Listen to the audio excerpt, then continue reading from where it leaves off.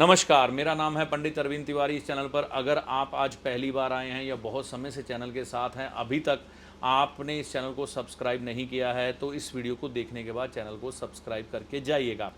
आपकी पत्रिका में बृहस्पति ग्रह जब खराब हो जाता है ना, तो आपको परिवार का सुख अच्छे से नहीं मिलता, ना ही धन अच्छी तरह से मिल पाता है। नर संतान का सुख कमज़ोर हो जाता है, भाग्य कमज़ोर हो जाता है और कई बार आपकी यात्राएं असफल हो जाती है, चाहे विदेश जाना हो या देश में ही यात्राएं करनी हो।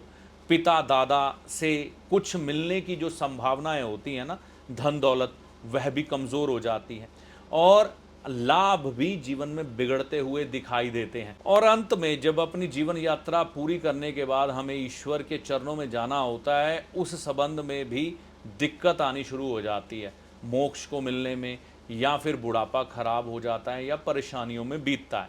तो हमें हमारे ऋषि मुनियों ने विशेष अवसर दिए हैं इन ग्रहों को अच्छा करने के लिए। आपके जीवन में कोई ना कोई गुरु आपका ज़रूर होगा, चाहे वह आपका कोई टीचर हो, चाहे बड़ा भाई हो या कोई मित्र हो, रिश्तेदार हो, या फिर आपने वैसे ही आध्यात्मिक गुरु बनाए हो, या आपके घर में पूजा पाठ करने वाला पुजारी हो, या आप किसी एस्ट्रोलॉजर को ही गुरु मानते हो, है ना। तो ऐसी स्थिति में आप जिसके प्रति भी श्रद्धा रखते हैं, उसके पूजन का दिन गुरु पूर्णिमा यानी कि गुरुवार के दिन 10 जुलाई 2025 को आ रहा है।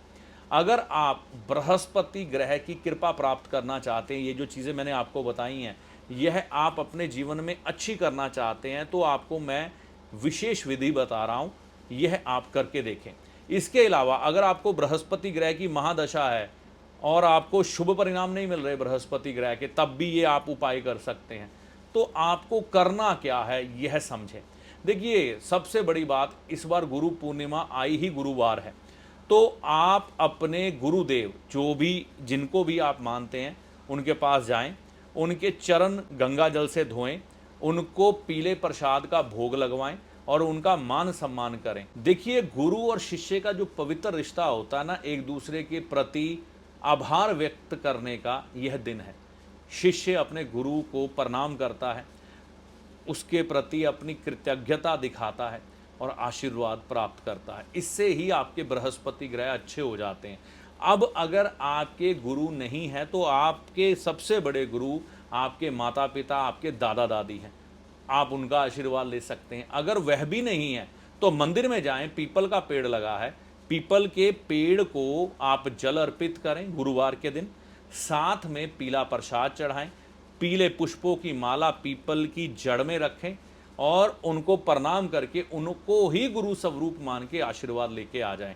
अगर आपने गुरु भी नहीं है, माता पिता भी नहीं है, दादा दादी भी नहीं है, तो ये कर सकते हैं। अगर आप यह उपाय कर लेते हैं तो आपके जीवन में गुरु ग्रह की शुभता आनी शुरू हो जाती है।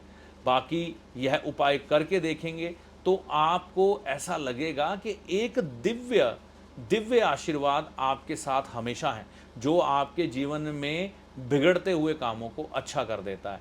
तो इसमें आप समय का जो ध्यान रख सकते हैं, ये कोशिश करें कि 12 बजे से पहले पहले गुरु का पूजन कर लें, है ना। अब वह गुरु किसी भी स्वरूप में हो, ठीक है।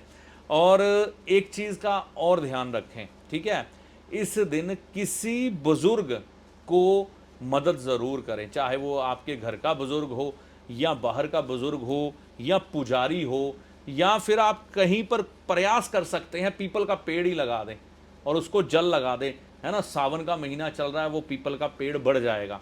और अगर आपके घर के इर्द गिर्द कोई पीपल का पेड़ है, अच्छी हालत में नहीं है, तो उसकी भी सफाई कर सकते हैं।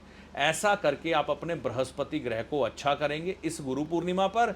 और अगर आपको गुरु ग्रह कुंडली में खराब मिले हैं तो उनके भी शुभ फल प्राप्त होने की संभावनाएं बढ़ जाएंगी। तो इस गुरु पूर्णिमा पर, जो कि व्यास पूजा के नाम से जानी जाती है ना, उसको करके, क्योंकि व्यास महाराज गुरु की श्रेणी में आते, पहले प्रथम गुरु कहे जाते हैं वो, तो उनका पूजन करके हम शुभता प्राप्त कर सकते हैं, अपने बृहस्पति ग्रह को अच्छा कर सकते हैं।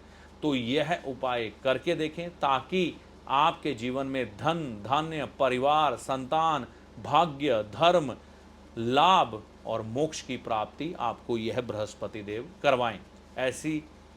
इसी शुभ इच्छा के साथ आपको व्यास पूर्णिमा यानी कि गुरु पूर्णिमा की हार्दिक शुभकामनाएं। तो यह जानकारी आपको कैसी लगी, कमेंट करके अपनी राय दीजिएगा। वीडियो अच्छा लगा तो लाइक और शेयर करिएगा।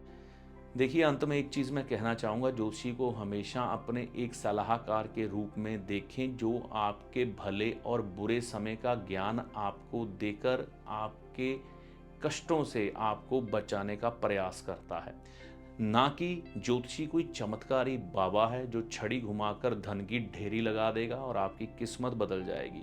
ना ही कोई जादूगर जो आपको छलावे में या भ्रम में डाल के आपकी किस्मत बदल देगा।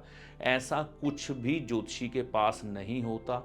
ज्योतिषी को हमेशा एक अच्छे सलाहकार के रूप में देखें जो सिर्फ और सिर्फ आपका हित चाहता है। इससे ज़्यादा ज्योतिषी से कोई भी उपेक्षा मत करें।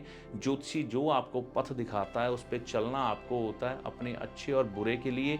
आप खुद जिम्मेवार होते हैं आपके कर्मों के अनुसार, और ईश्वर की कृपा के अनुसार आपके उपायों का फल आपको प्राप्त होता है।